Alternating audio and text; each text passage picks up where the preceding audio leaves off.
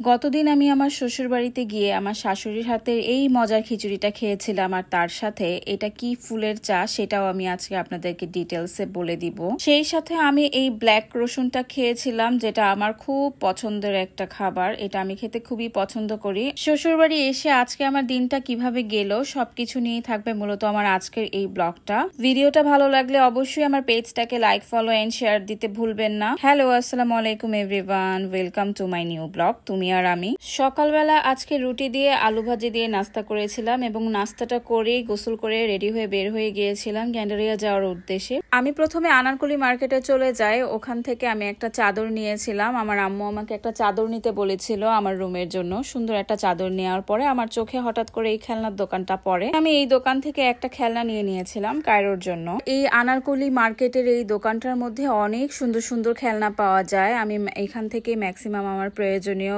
খাতা, পেন্সিল সবকিছুই নেই। তো আমি এখান থেকে যে সিএনজিটা দেখছিলাম, এই খেলনাটা আমার খুব বেশি ভালো লেগেছে। আমি এই খেলনাটাই কায়রোর জন্য নিয়ে নিয়েছি। এটার কালারটাও আমার কাছে ভালো লেগেছে। এই খেলনাটাও কায়রো খুবই পছন্দ করেছে। এই প্রথম আনারকলি মার্কেট থেকে আমার শ্বশুর বাড়িতে রিক্সা নেওয়ার জন্য আমার 1.5 ঘন্টা সময় লেগেছে। বাসায় এসে আমি বিছানার চাদর চেঞ্জ করছিলাম, আর দেখুন কায়রো মাশাআল্লাহ আমাদেরকে দেখলে আমাদের রুমে চলে আসে আর আমাদের সাথে খেলার জন্য অনেক কিছু করে। তো আমি একটু ওকে রেখে এখন আগে বিছানার চাদর পরিবর্তন করছিলাম, পরে একসাথে মিলে আমরা খেলবো। আমি আমার এই বাসার আমার রুমের জন্য একটা সুন্দর চাদর কিনেছি, আর এই চাদরটা পছন্দ করেছে আপনাদের ভাইয়া। আমার কাছেও এই চাদরটা খুবই পছন্দ হয়েছে, যদিও এই চাদরটার কালারটা লাইট, কিন্তু চাদরটা যেহেতু আপনাদের ভাইয়া পছন্দ করেছে অনেক সুন্দর। আপনাদের কাছে কেমন লেগেছে অবশ্যই আমাকে কমেন্ট করে জানাবেন। টাইফো কোম্পানির এই ব্ল্যাক গার্লিকটা আমার শাশুড়ি আমার জন্য রেখেছিল।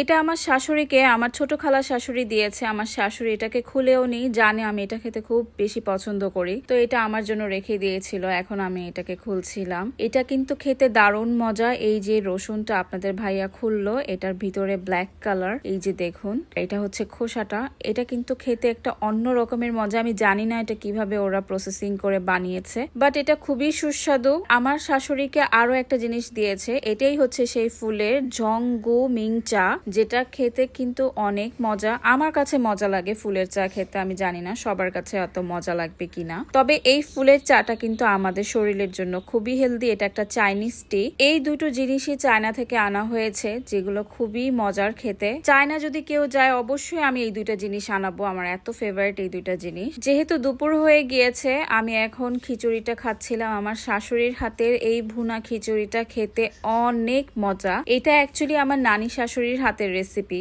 বাট এইটা আমার শাশুড়ির হাতেরটাই আমি খেয়েছি। এটা আমার কাছে খুবই মজা লাগে। এটা আমার খুবই ফেভারিট। এমনি আমার ভুনা খিচুড়ি খেতে খুবই মজা লাগে। আজকে যে বাসায় এত মজার একটা রান্না করা হবে সেটা আমি আসলেই চিন্তা করতে পারিনি। আমার শাশুড়ি যে আমাদের জন্য এটা রান্না করেছে, তো আমি এখন খাচ্ছিলাম। আপনারা বিলিভ করতে পারবেন না, আমি যখন খাচ্ছিলাম আমার কাছে এত মজা লেগেছিল।